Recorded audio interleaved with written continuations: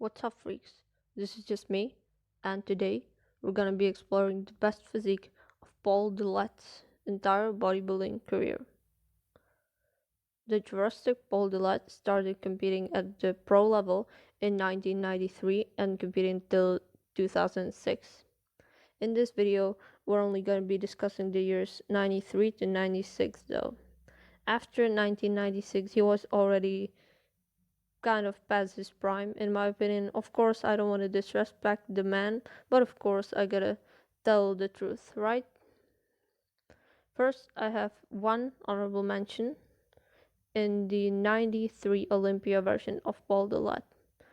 I only got this one because the pictures of Paul are overall scarce and it's very hard to find decent quality shots. Anyway, the 93 Olympia had fine pics, so I wanted to showcase this version. In the side chest, you can see he was already starting to develop the gnarly vascularity that he came to bring in later years, especially. And I think in 93 he has a good balance of freakiness and aesthetics. He looks pretty good. In the front double in the middle, we can see aesthetically he looks awesome. He's not missing any body parts. He's got some quads, decent ab separation, and a V-taper and great arms. Awesome pose.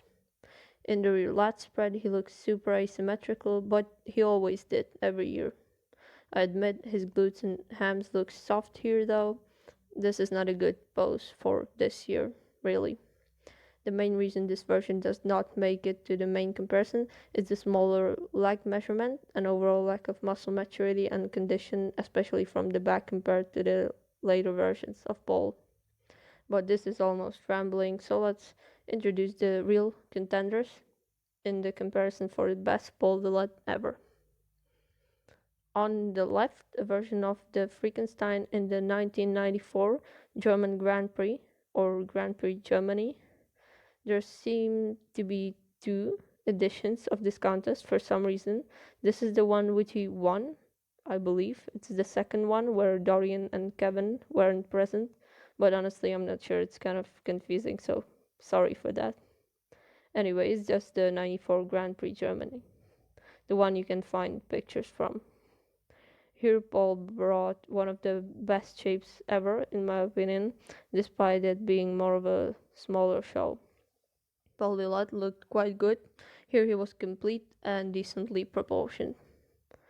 But then in the middle we got another version from the year 1993, the Olympia, the one which general perception probably prefers above all else. 94 overall is probably the single best year of Paul's career. In the 94 Olympia he was only 4th, but remember that there was a stacked 90s lineup. Paul was very complete with tight conditioning, huge muscle mass and some veins. And on the right is the 96 Olympia version. Here Paul was 5th, but he beat the exact same guys as the 2 years before. So this is not a good metric to look at. This version has freaky vascularity and wow factor along with good condition. So let's compare these three. In the front double biceps, I think the version on the right, the 96 Olympia, is looking very veiny, conditioned, but it doesn't have much flow, and the wheels are not as cut. 3rd place, in my opinion, for 96. That means 3 points. In second, I have the 94 Olympia, which is looking very good, but not as aesthetic as the 94 German Grand Prix. The abs during the Grand Prix also look the best because he's flexing them, and mainly look at the arms. They're much bigger and beefier, and the legs, as I said, looks good too. The victory goes to the German Grand Prix, so that's 1 point. Now going to the front lat spread. Paul is really asymmetrical in all shots. It's too bad he couldn't spread both of his lats properly. If he could have popped out his right lat the same way he did with the left one, he would probably have a world-class lat spread, I'm telling you. He would look amazing. Unfortunately, he couldn't hit this post properly. Anyway, in the Grand Prix Germany, his wheels look the best again, in my opinion. But along with only spreading one lat, he's not even hitting the post properly. This is not how you do it, in my opinion. Your traps shouldn't be that visible. So due to the improper execution, I have to award the 94 German Grand Prix last place here. Second, with 2 points, is the 96 Olympia, because it doesn't look to be hit well either. Paul doesn't look very wide here in this shot. He looks very vascular though. But the 94 Olympia wins because at least one side of Paul's body looks great. Ignore the left side of the picture and you got a great pose. The lat is super Dorian-esque, especially in 94 Olympia version. So it gets 1 point for the win. Move on to the side chest pose and we got a great battle here.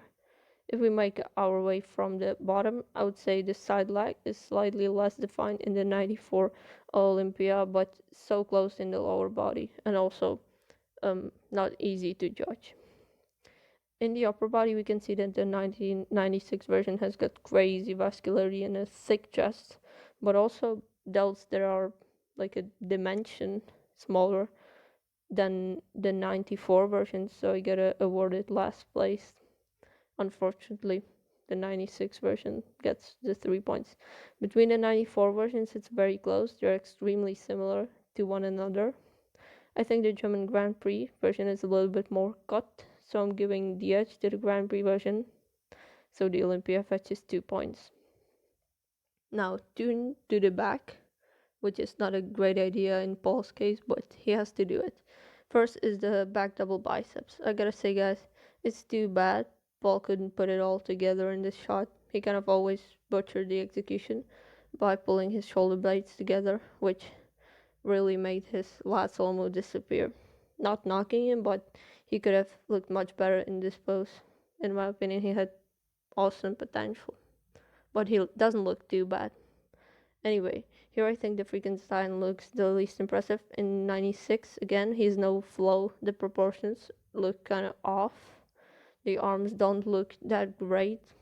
So although it's a blurry pick, 96 is still losing. And who's winning? If we go based on the condition, in the lower body, the 96 for Grand Prix is losing. But if we go based on the bicep peaks, it's winning by a landslide. Look at that.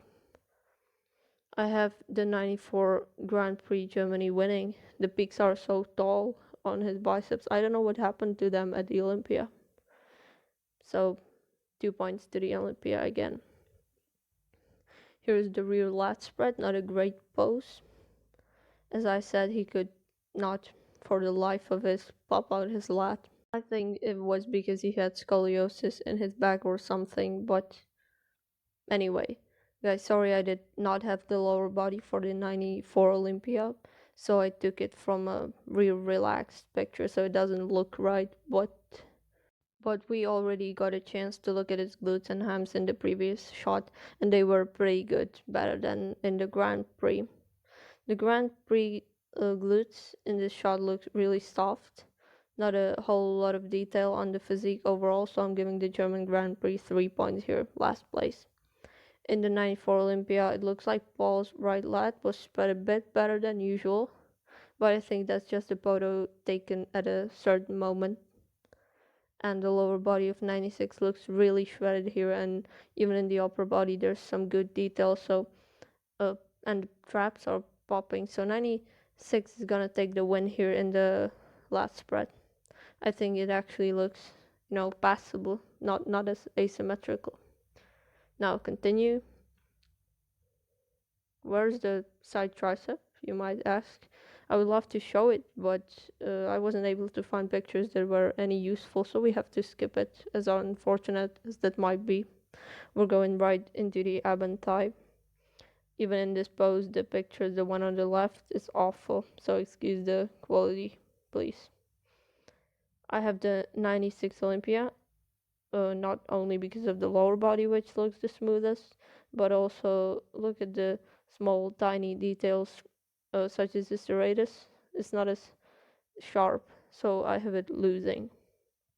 He still looks awesome, don't get me wrong, but 96 fetches up 3 points. And second place, 2 points, I would give it to the 94 Grand Prix Germany, although to be honest I can't really tell much from the picture because it's brutally blurry. I think the chest looks worse in the Grand Prix and the legs don't look as great with its execution too, so let's just give it a 2-pointer. The 1 point goes to the 94 Olympia, and deservedly in my opinion, because for a mass monster this is the most aesthetic perfect ebon thigh I've ever seen. The quad separation is sharp, the waist is small, the six packs perfectly formed, and the V-taper awesome too. This pose from the 94-0 can hardly be beaten, so I would say it's safe to award it the win. Here's the last pose, kind of a modified crab, most muscular, where if you look at the 94 Grand Prix Germany, he's not fully snapping the shot because his midsection wasn't protruding like this, no way, judging from the other pictures. So let's ignore the abs. But here, look at the delts of the version on the left, not as big and not as separated. So the Grand Prix last here, overall, it doesn't look that impressive. Between the two Olympias, look at the traps and delts in 94, but I still wouldn't give it the win. I think the arms are definitely bigger and thicker in 96, as well as the pecs. Admittedly, this is close though, but I have the 94 Olympia in second, and I give the 1 point to 96. So when we tally up the points, guys, in the last place is the 1996 Olympia. It got 16 points, but remember we were missing a pose. And it actually won 2 poses on my score sheet, which is not too bad, but it was also losing a lot of them. Overall, it was very conditioned and veiny and deserves to be applauded for that, but the flow wasn't as good. And some body parts, the biceps and the shoulders sometimes weren't on the same level as the 2 years prior. That brings us to the second place finisher, which got 14 points in this comparison and won actually 3 poses and looked better than the 96 in more poses that it didn't. It is the least conditioned, but for certain more flowing physique with good quads and awesome bicep peaks, which would really have to be the feature you could argue could make it the best ever. And I'm of course talking about the 1994 German Grand Prix. But the winner for today has to be the 94 Olympia version of Jurrastic Paul. In my opinion, this was a perfect blend of the previous versions with good condition, especially from the back, and good muscle separation, also decent balance, and some crazy body parts like the boulder delts. I have this version winning both on my score sheet and in my mind because the better condition clinches it in the front of the Grand Prix Germany. But wow, this was a close call. The 94 Olympia got 12 points, 2 less than the German Grand Prix, but it won only 1 pose less. So we can make an argument for actually either of the 3 versions of Paul winning in this video, in my opinion. I would go for the 94 Olympia for the completeness factor. So guys, let us know down in the comment section below what you think about the 94 Olympia beating the Grand Prix Germany. Do you agree with that? Or do you like 96? I would be interested to hear. And don't forget to let me know what you thought about the video. Was it good? Thank you, if you decide to do so. Thank you so much for watching. Don't forget to watch some Paul Dillett videos and also like and subscribe. Enjoy the rest of your day.